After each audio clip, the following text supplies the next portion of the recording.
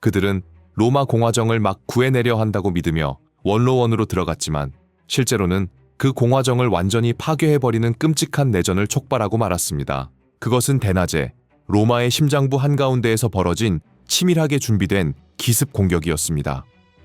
그 때문에 브루투스와 카시우스라는 이름은 막강한 통치자를 살해하는 일이 얼마나 끔찍하게 잘못될 수 있는지를 보여주는 역사적인 본보기로 영원히 남게 되었습니다. 마르쿠스 유니우스 브루투스와 가이우스 카시우스 롱기누스는 그저 그런 평범한 인물들이 아니었습니다. 그들은 중요한 원로원 의원들이자 로마의 법을 잘 알고 있었고 자기들의 행동이 얼마나 큰 파장을 낳을지 이해하고 있는 노련한 인물들이었습니다. 브루투스는 명문 가문 출신이었습니다. 그의 조상 가운데 한 사람은 오래된 에트루리아 왕들을 로마에서 쫓아낸 인물이었습니다. 그 때문에 그의 이름 자체가 이미 왕처럼 홀로 군림하려 드는 자들에게 경고의 의미를 띠고 있었습니다. 카시우스는 영리한 장군이자 정치가였습니다. 그는 이미 여러 차례 내전을 겪어보았고 그 위험이 얼마나 큰지 잘 알고 있었지만 동시에 권력을 한 손에 집중시키는 어떤 인물도 믿지 않았습니다. 그에게 한 사람이 점점 더 강해져가는 모습을 지켜본다는 것은 로마 전체에 대한 위협 그 자체였습니다. 율리우스 카이사르가 종신 독재관으로 임명되어 지나치게 과장된 연계를 받고 심지어 자신의 얼굴을 주화에 새기기까지 하자 브루투스와 카시우스는 그것을 분명한 경고 신호로 받아들였습니다.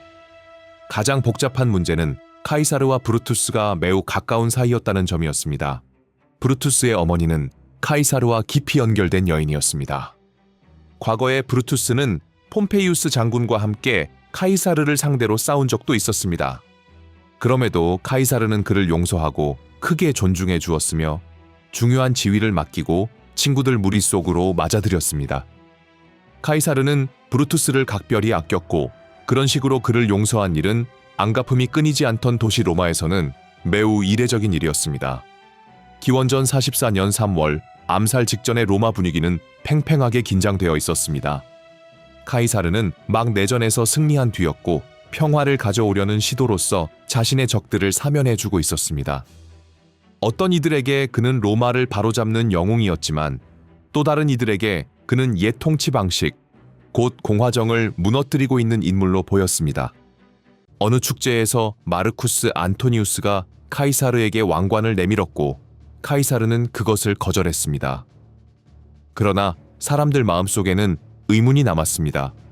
그는 정말로 왕이 되기를 원치 않아서 거절한 것인가? 아니면 그저 연극에 불과했던 것인가? 분명한 사실은 하나였습니다.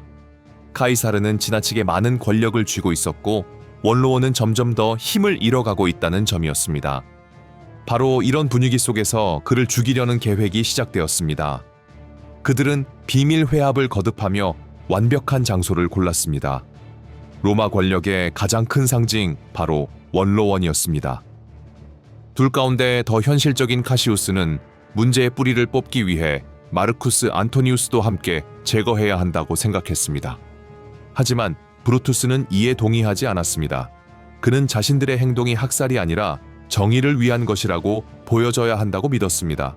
그리고 이 의견 차이가 이후의 전개에 결정적인 영향을 미치게 됩니다. 마침내 그날이 찾아왔습니다. 카이사르는 원로원에 가지 않으려 했지만 결국 설득을 받아 참석하게 되었습니다.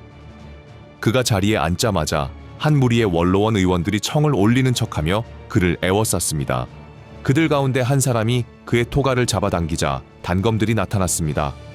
불과 몇 시간 전까지만 해도 그에게 공손히 인사하던 남자들의 손에서 수많은 칼날이 쏟아졌습니다. 습격은 적들뿐 아니라 친구이자 그의 보호를 받아온 이들로부터도 가해졌습니다.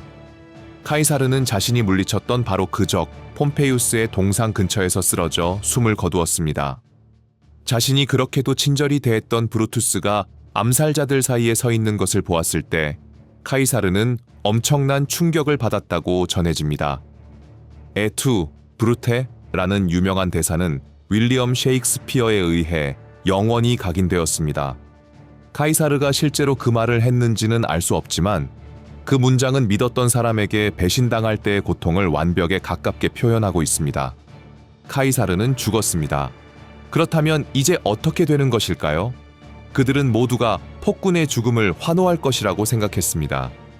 그러나 실제로 찾아온 것은 거대한 공백이었습니다. 카이사르를 죽인다고 해서 로마가 바로잡힌 것은 아니었습니다. 그들에게는 다음 날을 위한 계획조차 없었습니다. 이제 누가 통치할 것인가 그 답이 없었던 것입니다. 장례식에서 마르쿠스 안토니우스는 대단히 영리한 인물임을 드러냈습니다.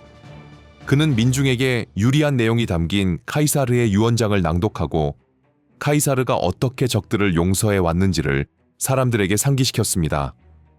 그렇게 해서 그는 여론을 암살자들에 반대하는 방향으로 돌려놓았습니다. 분노가 거리 전체로 번져나갔고 스스로를 해방자라 여겼던 그들은 민중의 지지를 잃었다는 사실을 깨달았습니다. 브루투스와 카시우스는 로마에서 도망쳐 군대를 모을 수밖에 없었습니다. 그러나 필리피 전투에서 그들은 마르쿠스 안토니우스, 옥타비아누스, 레피두스의 군대에 패배했습니다.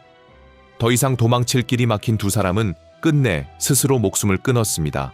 그리고 결국 옥타비아누스가 로마의 첫 번째 황제가 되었습니다. 브루투스의 가장 큰 착각은 폭군만 죽이면 모든 문제가 해결될 것이라 믿었다는 점이었습니다. 그는 민중이 카이사르를 얼마나 사랑하고 있었는지 보지 못했고 마르쿠스 안토니우스 같은 정치가들이 얼마나 교활한지를 과소평가했습니다. 현실에서 그 암살은 그들이 막고자 했던 바로 그 일, 곧 공화정의 종말과 거대한 배신 행위에서 비롯된 제정의 시작을 오히려 앞당겨 버렸습니다. 어떤 이들에게 브루투스와 카시우스는 자유와 로마 공화정을 지키려 했던 마지막 수호자들이었습니다. 하지만 카이사르의 후계자들과 지지자들에게 그들은 영원히 역사상 가장 큰 배신 가운데 하나를 꾸민 장본인들로 기억되게 되었습니다.